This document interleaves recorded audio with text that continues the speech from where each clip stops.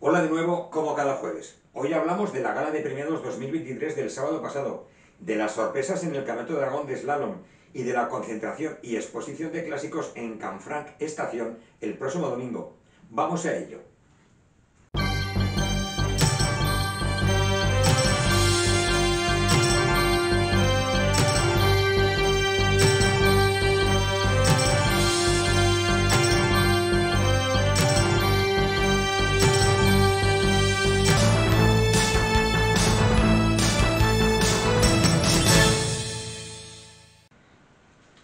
El sábado pasado terminó oficialmente la temporada 2023 con el reparto de premios.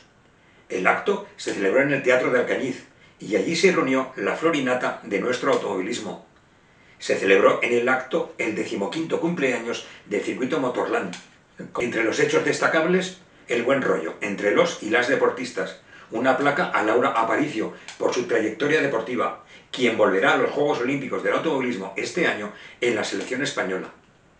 Y la noticia anunciada por Antje Echegoyen y anticipada por Aragón Racing hace una semana, acerca de la no presentación del actual presidente de la FADA a su reelección en las elecciones que tocan este año. Año que esta federación cumplirá 39 añitos. Como decía, como pasa el tiempo. La FADA, a través de su comisión de slalom, nos anunciaba dos sorpresas para esta temporada dentro de esta disciplina. El trofeo Históricos, referido a los coches, y el trofeo Master 55, referido a los que pilotan. Una agradable sorpresa, ya que sabemos que hay muchos coches históricos de carreras guardados en naves, y muchos pilotos históricos guardados en casa. En Aragón Racing creemos que si conseguimos que ambos, coches y pilotos, salgan a que les dé el sol y compitan de nuevo, crearemos ambiente para nuevos y nuevas pilotos, y que se animen a entrar en los slalom y con ello a nuestro automovilismo. El trofeo Históricos para vehículos con más de 40 años en categoría única, serie y competición, verificaciones técnicas como los demás vehículos de slalom, y el trofeo Master para pilotos de 55 o más, para todo tipo de autos y clasificados según sean serie, competición o históricos. La FADA próximamente publicará el reglamento completo. Os animamos a que salgáis. Enhorabuena nuevamente a la comisión de slalom. ¿Servirá para que la comisión de karting se ponga las pilas y proponga el campeonato de pistas de alquiler? Lo veremos.